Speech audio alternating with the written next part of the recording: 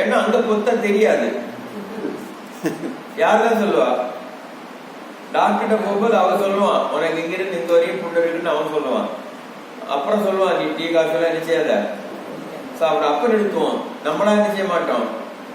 நமக்கும் அதுக்கும் ஒன்றும் இல்லை. ஆக்சுவலா நம்மளுடைய முதல்ல நம்ம ஊர்ல ட்ரெடிஷனல் பானம் எதுன்னு கேட்டா, நேற்று வடிச்ச கஞ்சி தண்ணி வச்சிருப்பாங்க, நீராகாரம். அது நேற்று வடிச்சதை வச்சிருப்பாங்க, உப்பு போட்டு என்ன செய்வாங்க வச்சிருப்பாங்க.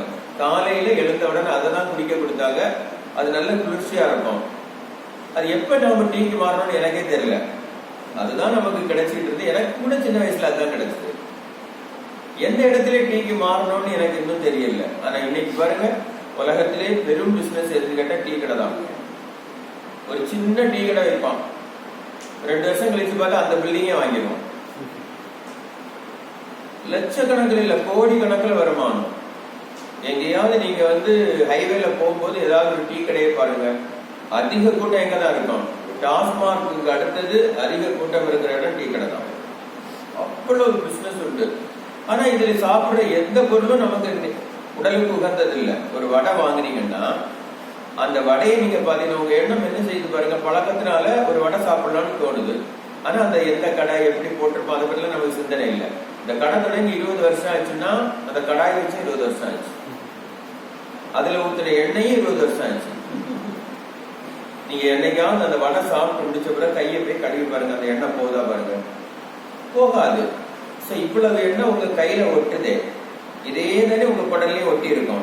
நீங்க சுவாசிக்கிறதுலயே அல்ல சாப்பிட்டு ஏதாவது ஒரு டஸ்ட் பெய்து. பூண்டு இருக்கு இல்லையா, பூண்டு நீங்க எல்லாம் குழம்புல எல்லாம் போட்டு சாப்பிடும்போது அந்த பூண்டுல லேச ஒரு மெல்லிய தோல் இருக்கும், பார்த்துருக்கீங்களா? உங்களை அறியாம அந்த பூண்டு தோல் உள்ள போயிடுச்சு, இந்த ஆயில்ல போய் ஒட்டிக்கிச்சுன்னா அதுல இருந்து கேன்சர் வந்துடும். சின்ன பழக்கம் தான். பழக்கம் எங்க கொண்டு போயிடுச்சு, நம்மள பெருந்துன்பத்துக்கு கொண்டு விட்டுரும் இல்லையா? பழக்கம் நிறைய தவறுகள் பழக்கத்தாலதான் செய்வோம். இது செஞ்சுட்டே இருக்கிறோம், அதை விட முடியல. அதுதானே சொல்றான். இந்த இடத்துல ஒருத்தர் சொல்லி வைப்பான், என்ன வைக்கிறான்னு எனக்கே தெரியாது. அப்படியே கொண்டு உள்ள சொருவான்னு வச்சுடுங்க, அவன் நிலைமை என்னன்னு அவனுக்கே தெரியாது. கண்டிப்பா அவனை ஒரு நாள் அடையாள கேன்சர் இன்ஸ்டியூட்ல வச்சு இவ்வளவு அறுப்பான். அறுத்து இந்த தாடை மட்டும்தான் நிற்கும். நீங்க அங்கெல்லாம் பாத்தீங்கன்னா நீங்க செத்துருவீங்க, அவ்வளவு கோரமா இருக்கும். காரணம் பழக்கம் தான். வச்சு பழகிட்டு அவனால என்ன செய்ய முடியல. ஆனா விளைவுகளை பற்றி அவன் என்ன செய்யல, யோசிக்கிறது இல்ல. இன்னும் மோசம், இங்க வச்சிருப்பான் சில பேரு, இந்த இடத்தை இப்படி அறுத்துட்டு இருப்பான், அவங்க நாக்கு இங்க வரும். இதெல்லாம் பார்க்கலாம், அங்க கோரமா இருக்கும். அவ்வளவு மோசமானது பழக்கம். அப்ப பழக்கத்தால ஒரு எண்ணம் வருதுன்னா நீங்க என்ன செய்யணும், அதை இது செய்து இந்த எண்ணத்தை நிறைவேற்றினா நன்மையா தீமையாங்கிறது யார் யோசிக்கணும்? நம்ம தான் யோசிக்கணும். எல்லா இடத்துலயும் இன்னைக்கு வசதி வாய்ப்புகள் இருக்கு, போற இடத்துல எல்லாம் கொடுப்பாங்க, என்ன வேணாலும் வாங்கி தருவாங்க. ஆனா வேணுமா வேண்டாம்னு முடிவு பண்றது யாருடைய பழக்கம்? நம்ம தான் இல்லையா? இது வேணும் வேண்டாம்ன்றது நம்ம கிட்ட தெளிவா இல்லைன்னா இந்த எண்ணமும் நமக்கு சிக்கலாம் முடிஞ்சிடும். இனி இதை விட எல்லாம் ரொம்ப மோசமானது அடுத்தது சூழ்நிலை. நாம எல்லாருமே சூழ்நிலை கைதிதான். ஆமாவா இல்லையா? இப்ப நம்ம யாராவது ஒரு வீட்டுக்கு போய் பாருங்க, அவங்க வீட்டுல இருக்க மிச்சம் எல்லாம் தட்டி கொண்டு கிட்ட வச்சிருவாங்க. என்ன பண்றது? வச்சுட்டாங்க, என்ன பண்றது? இப்ப சாப்பிடலைனாலும் சங்கடம், சாப்பிட்டா நமக்கு சங்கடம். இதானே நம்முடைய நிலைமை. நம்ம எல்லாருமே சூழ்நிலை கைது தானே. இப்ப இந்த சூழ்நிலையால வரக்கூடிய மிச்சர் இருக்கு, கிட்ட கொண்டு வச்சுட்டாங்க. சாப்பிட மாட்டேன்னு சொல்றதா சாப்பிடணும்னு சொல்றதா ஒரே கன்ஃபியூஷன். முதல்ல 2 எடுத்து சாப்பிடலாம்னு தோணும், அது நாக்குல போட்டா கொஞ்சம் டேஸ்ட் வரும். கொஞ்ச நேரம் கழிச்சு பார்த்தா பிளேட்ல எதுவுமே. சூழ்நிலை நம்மள என்ன ஆக்கிறது, பெரிய சிக்கல்ல கொண்டு விடுது இல்லையா? இந்த சூழ்நிலை நான் இது சாதாரணமா சொன்னேன். நீங்க எல்லாரும் நினைச்சு பாருங்க, நிறைய பேர் இங்கதான் மாட்டினதே. நிறைய தப்புகள் எங்கதான் தொடங்குச்சு, சூழ்நிலையில தான் தொடங்குச்சு. சாமி அழகாக சொல்லுவாங்க, தம்மும் தண்ணியும் தர்ம உபதேசம். என்ன சொல்லுவாரு? தம்மும் தண்ணியும் தர்ம உபதேசம். இது ரெண்டும் முதல்ல பயன்படுத்தணும். எவனும் காசு கொடுத்து வாங்கி அடிச்சது இல்லையா? யாரோ ஒருத்தன் கூட்டிட்டு போய் கெடுத்தவன். எந்த புண்ணியவாளன்னு தெரியல இல்லையா? யாரோ ஒருத்தர் என்ன செய்யலாம், இதெல்லாம் ஒரு விஷயமாடா, இதெல்லாம் பெரிய விஷயம் மாதிரி பேசிட்டு இருக்காடா, சும்மா நாங்கெல்லாம் இந்த ஆடிட்டா கிடக்குறோம், சும்மா கொஞ்சோண்டு குடிப்பான், இப்படிதான் கெடுப்பான் இல்லையா? அப்படியே போய் போய் தான் கடைசிலையும் வாங்கி கொடுக்க ஆரம்பிச்சிருவான். நிறைய விஷயங்கள் இப்படிதானே, இதெல்லாமே சூழ்நிலை தான், சூழ்நிலை தானே. அப்ப பெரும்பாலும் நாம யாருன்னு கேட்டா சூழ்நிலை கைதிகள்.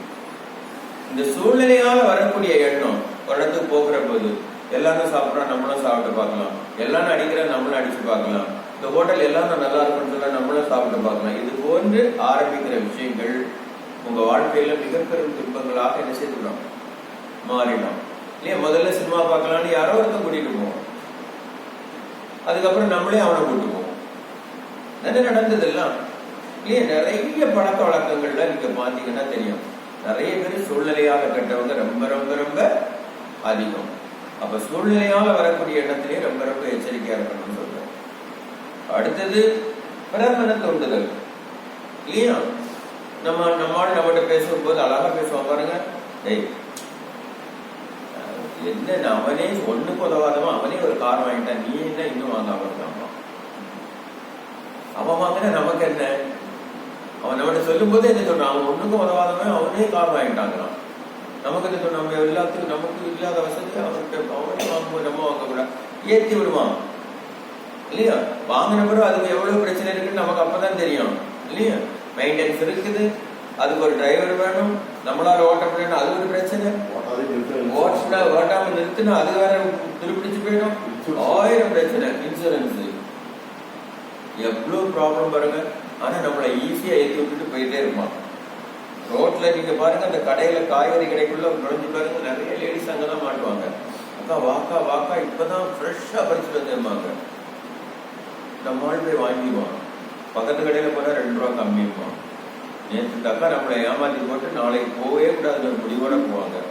அடுத்த நாள் அது தள்ளி போறது எதிர்பார்க்கிறோம், ஏங்கா வாக்கா வா, நேற்றைக்கு என்னை ஏமாத்திட்டா இந்த அம்மா சொல்லுது, அது நேற்றுக்கா, இன்னைக்கு அப்படி இல்லை கிடையாது, சுத்தமா பொருள் இப்பதான் வந்திருக்கு, என்ன வீட்டுல யார்கிட்ட தான் போய் விடுவோம்.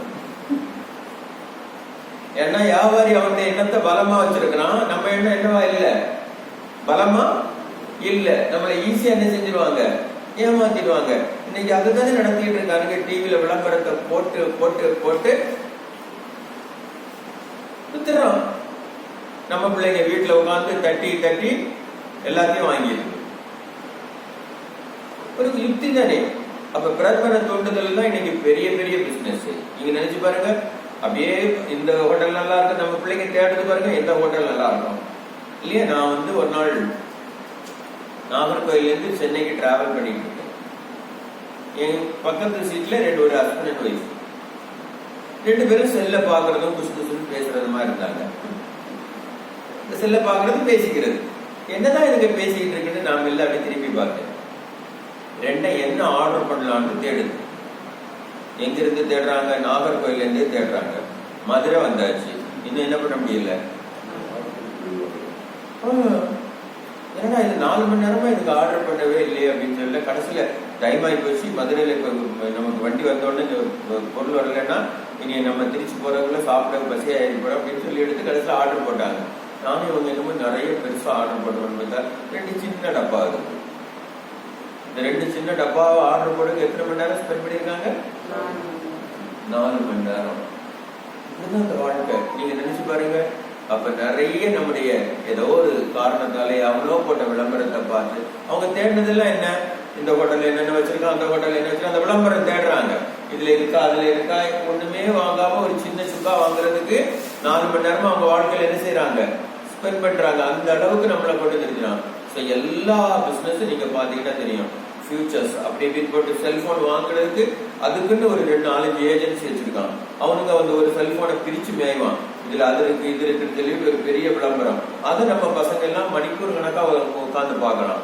வாங்குறதும் இல்லை, ஆனா அதுல என்னெல்லாம் இருக்குன்னு தெரிஞ்சுக்கிறதுக்காக 4 மணி நேரம் 3 மணி நேரம் ஸ்பெண்ட் பண்ணி பாக்குறாங்க. அவ்வளவு தூரத்துக்கு பிரகடன தோண்டுது. இன்னைக்கு வியாபாரமே அதுதான். ஸோ அப்ப நாம தான் என்னவா இருக்கணும், எச்சரிக்கை இருக்கணும். ஒரு காலத்துல மாடு வாங்கினா பக்கத்து வீட்டுக்கு போவோம், பக்கத்து தோட்டத்துக்கு போவோம், அல்லது சந்தைக்கு போவோம், அதுல மாடு வாங்குவோம். இப்ப மாடு எங்க வாங்குறாங்க? அது குஜராத் மாடலாம். என்ன மாடல்? அங்க ஆன்லைன்ல வச்சிருக்காங்களாம். ஆன்லைன்ல இங்கிருந்தே புக் பண்ணி கொண்டு வர்றான். அதுக்கு நம்ம ஊர்ல அது 40,000, அது 1,00,000. என்னடா அதுக்கு விசேஷம்னு கேட்கலாம். அது காது பெருசா இருக்கும், கண்ணு பெருசா இருக்கும், வால் பெருசா இருக்கும், ஏதோ கொண்டு வரான்னு வச்சுக்கிட்டுங்களா. என்ன நடந்தது? அவன் விளம்பரம் பண்றான், இப்படி எல்லாம் இருக்கும் அப்படி எல்லாம் இருக்கும்னு அவன் விளம்பரம் பண்ணி உங்க மனச அவனே என்ன செய்யறான், கலைச்சு உங்களை வாங்க வைக்கக்கூடிய யுக்தி இன்னைக்கு நிறையவே வந்துச்சு. அப்ப மகிழ்ச்சி அதை அப்பயே யோசிச்சிருக்காங்க பாருங்க. இப்படி ஒரு எண்ணத்தை உருவாக்கி நம்மளை ஏமாத்துவானுங்க, எச்சரிக்கையா இருக்குங்கிறாரு. இது எல்லாருமே இந்த பிரார்த்தனை தொண்டுகள் தான் மாட்டிக்கிறாங்க. அதுதானே இன்னைக்கு பெரிய விஷயம். அப்ப தேவை ஒரு பக்கம், பழக்கத்தினால் வரக்கூடிய எண்ணம், சூழ்நிலையால் வரக்கூடிய எண்ணம், பிரர்மன தூண்டுதலால் வரக்கூடிய எண்ணம், கடைசி எண்ணம் என்று சொல்லுவாங்க. கடைசி உங்களுடைய கருமையும் உங்களுடைய ஜெனட்டிக் வழியாக வரக்கூடிய எண்ணம். இது சில நேரங்கள்ல நமக்கு நன்மையும் செய்யும் தீமையும் செய்யும். உங்க அப்பாவுக்கு ஒரு நல்ல எண்ணம் இருந்து அவருடைய காலத்துல அவருக்கு போதிய பைனான்சியல் வசதிகள் இல்லை, அவரு செய்ய முடியலன்னு வருத்தத்தோட இறந்து போயிருப்பாரு. பட் அதே எண்ணம் உங்களுக்கு வந்துடும்.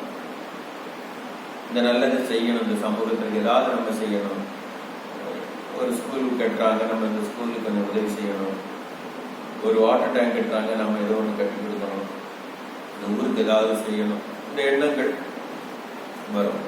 அதே நேரத்தில் அப்பா நல்லா தண்ணி அடிக்கிறவர்னு வச்சுக்கோங்க, அதே எண்ணமும் இந்த பிள்ளைக்கு 18 வயசுல வரும். அது ஜீன் வழியாக வந்த எண்ணம். இந்த வரக்கூடிய எண்ணம் சரியா தப்பான்னு அனலைஸ் பண்ணி இதை செயல்படுத்தினா நமக்கு துன்பமா நன்மையாங்கிறத தெரிஞ்சுக்கிட்டு அதை மாற்றக்கூடிய திறனை நாம வளர்க்கணும். ஒரு எண்ணம் வருகிறது, இந்த எண்ணம் செயலுக்கு வந்தா நன்மை தருமா தீமை தருமா யார் அனலைஸ் பண்ணணும்? நாம தான் அனலைஸ் பண்ணி இது ஓகே, இதை செயல்படுத்தினா யாருக்கும் தீமை இல்லைன்னா செயல்படுத்தலாம். கண்டிப்பா தீமை தருமானால் அந்த எண்ணத்துக்கு என்ன செய்யக்கூடாது, வலு சேர்க்க கூடாது, அவ்வளவுதான். அடுத்தது ஒரு எண்ணம் இருக்கு, அது தெய்வீக எண்ணம். இதுதான் நீங்க தெரிஞ்சிக்க வேண்டிய எண்ணம். இந்த எண்ணம் தான் உலக வாழ்வு, உங்க வாழ்க்கையும் அதுதான். இது என்னன்னு கேட்டா 10 பேர் கூடி ஒருத்தரை தேர்வு செய்யலாம் இல்லையா? இப்ப வருது என்னது திருவிழா இல்லையா? கேட்டா நம்மகிட்ட என்ன சொல்லிட்டாங்க, எலெக்ஷன் சொல்ல மாட்டோம், ஜனநாயக திருவிழா. அம்மா யாருக்கு ஜனநாயகம்?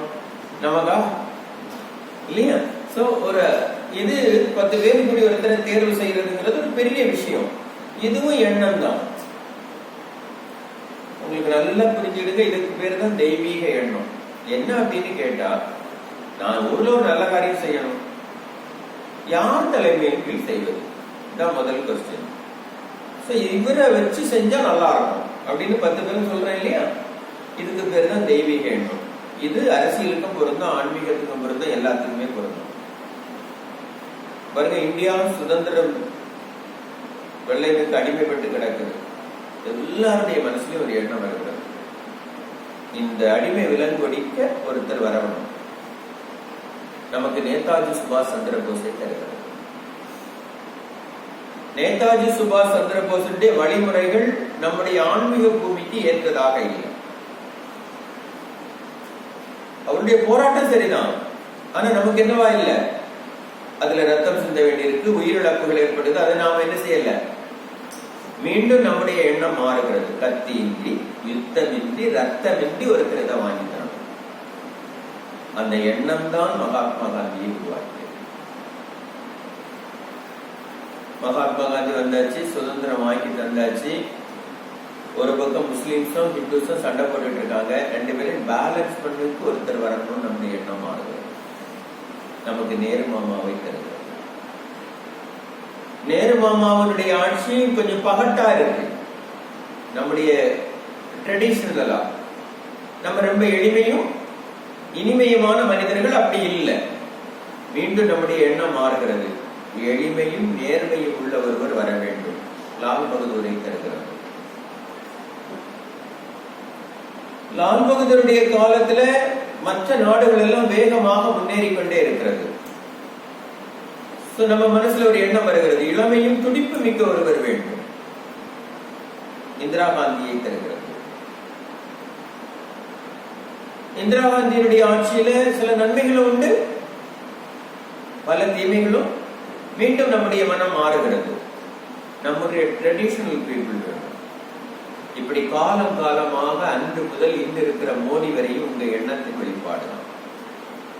உங்கள் எண்ணம் மாறுமானால் நாளை எல்லாமே செய்துவிடும், மாறிடும். அப்ப எல்லாமே எதை கொண்டுதான் நடக்குது? உயர்ந்த மனிதர்களை எல்லாம் உருவாக்குவது உங்க எண்ணம் தான். இது ஆன்மீகத்துல உண்டு. ஒரு காலத்துல சைவமும் வைணவமும் ஒருவரை ஒருவர் வெட்டி சாய்த்து கொண்டிருக்கும். நீ பெருசா நான் பெருசா. அப்ப மற்றவர்களுடைய மனமெல்லாம் சொல்லிச்சு ரெண்டும் ஒண்ணுதான் சொல்ல ஒருத்தர் வரமாட்டாரா? நமக்கு ஆதிசங்கரனை தந்தது. சதி என்னும் சதிக்குள்ளே பெண்கள் மாட்டிக்கொண்டு போது இந்த சதியை உடைக்க ஒருத்தர் வரமாட்டார்னு அவங்க எண்ணம் தான் நமக்கு ராஜாராம் மோகன் ராயை தந்தது. அந்த காலடியில மக்கள் அடிமைப்படுத்தப்பட்ட போது அந்த காலடியில இருந்த மக்கள் எல்லாம் நினைக்கிறாங்க இந்த அடிமை விலங்குடிக்கு ஒருத்தர் வரமாட்டாரான்னு. அந்த நாராயண குருவை தருகிறது. இப்படி எங்கெல்லாம் மகான்கள் உருவானார்களோ அங்கெல்லாம் ஏதோ ஒரு காரணத்தால் மக்களுடைய எண்ணமே அவர்களை உருவாக்குகிறது. சோ மகான்கள் உருவாகல, மகான்கள் உருவாக்கப்படுகிறார்கள். அரசியல் தலைவர்கள் உருவாகல, அரசியல் தலைவர்கள் என்ன செய்யப்படுகிறார்கள்? அந்தந்த காலகட்டத்தில் அவரவர்களுடைய எண்ணங்களை கொண்டு உருவாக்கப்படுகிறார்கள். இன்னைக்கு நமக்கு என்ன தேவையோ அதை சார்ந்த தலைவர்களை நோக்கி நாம் என்ன செய்கிறோம்? இதாங்க நடக்கிற விஷயம். இப்ப தமிழ்நாட்டுல மாறி மாறி வராங்கன்னா இவனோட அவன் பெற்று அவனோட இவன் பெற்று நம்ம நினைக்கும். இவங்களெல்லாம் பெற்றான ஒருத்தர் இருப்பான், நம்ம என்ன செய்ய மாட்டோங்கிறோம், யோசிக்க மாட்டோங்கிறோம். அதான் நம்முடைய பிரச்சனை. நம்முடைய எண்ணம் என்ன செய்கிறது? இங்கிருந்து அங்க தாவது, இல்லைன்னா அங்கிருந்து இங்க தாவது. இவனையும் தாண்டி இன்னொருத்தன் இருப்பானே, திறமை மிக்கவர்கள் இருப்பாங்களே, நம்ம எண்ணம் என்னைக்கு மாறுதோ அன்னைக்கு இவங்க எல்லாம் போயிருவாங்க. இதானே நமக்கு மாறணும். இந்த எண்ணம் தான் வலிமை மிக்க எண்ணம். இந்த தெய்வீக எண்ணம் தான் இந்த உலகையே ஆண்டு கொண்டிருக்கிற எண்ணம். இந்த எண்ணம் மாறினால் எல்லாமே மாறும். அப்போ ஒவ்வொரு நாளும் நீங்க எண்ணத்தை ஆய்வு செய்ய வேண்டியது கட்டாயம். தேவை, பழக்கம், சூழ்நிலை, பிறப்பிட தூண்டுதல், கருவமைப்பு, தெய்வீகம், 6 கட்டம் போட்டுக்கணும். உங்களுக்கு ஒரு எண்ணம் எழுந்தா அதை எழுதணும், உங்க எண்ணத்துல வரிசையா எழுதணும். அப்புறம் இது தேவையின் அடிப்படையில வருதா, பழக்கத்தால வருதா, சூழ்நிலையால வருதா, பிறப்பிட தூண்டுதலால வருதா, கருவமைப்பால வருதா, தெய்வீகமாத்துல வருதான்னு மேட்ச் பண்ணி பார்க்கணும். கண்டிப்பா இதுல ஏதோ ஒண்ணுல வரும். இந்த எண்ணத்தை செயல்படுத்தினா இதுக்கு நன்மையா தீமையான நாம் என்ன செய்யணும்? கொஞ்ச நேரம் உட்கார்ந்து அமைதியா யோசிச்சு பார்க்கணும். நன்மை தருமானால் இந்த எண்ணத்தை செயல்படுத்துவதற்கு மீண்டும் அதற்கு வலு சேர்க்கணும். வலு சேர்க்கிறதுனா என்ன? ஓகே, இதை கண்டிப்பா செயல்படுத்தணும்னு நீங்க சொல்லிட்டா உடனே உங்க உடம்புல 6 இடத்துல ரெக்கார்ட் ஆயிடும். அது மீண்டும் வரும். மீண்டும் வந்து என்ன செய்யணும்? செயலுக்கு வந்துடும். வேண்டாம்னா இனி இந்த எண்ணம் என்னிடம் எழாமல் காப்பேன்னு ஒரு சங்கல்பம் பண்ணணும். சொல்றேன், இனி இந்த எண்ணம் என்னிடம் எழாமல் காப்பேன்னு ஒரு சங்கல்பம் பண்ணணும். அப்ப அந்த எண்ணம் வந்தா அந்த எண்ணத்தோட அந்த சங்கல்பமும் உங்களுக்கு வரும். 2-3 நாள் தொடர்ந்து வரும். 3ஆவது நாள்ல இருந்து அந்த எண்ணம் என்ன செஞ்சிடும்? போயிடும். அப்ப அன்வான்டா உங்கள்கிட்ட இருந்த ஒரு எண்ணத்தை நீங்க என்ன செய்தாச்சு? தூக்கியாச்சு. இப்ப மனம் ஃப்ரீயா உங்களுக்கு உடலே அப்படியே ரிலாக்ஸ் ஆயிடும். ஏன்னா இந்த எண்ணம் வந்து அப்பப்ப நமக்கு ஒரு பெரிய அழுத்தத்தை கொடுத்துட்டு இருந்தா அதை நம்ம என்ன செஞ்சுட்டோம்? ரிமூவ் பண்ணிட்டோம். இப்படி ஒவ்வொரு எண்ணத்தையும் நீங்க அனலைஸ் பண்ணி நீக்கினீங்கன்னா உங்களுக்கு பெரிய துன்பங்கள்லேருந்து உங்களுக்கு என்ன செய்ய முடியும்? விடுதலை பெற முடியும். அதுக்காக தான் இந்த எண்ணம் ஆராய்தல் பயிற்சி உங்களுக்கு வச்சிருக்காங்க. ஓகே, இப்ப இதோட நம்ம எண்ணம் ஆராய்தல முடிச்சுக்கலாம். அடுத்தது ஆசை சிரமங்களுக்கு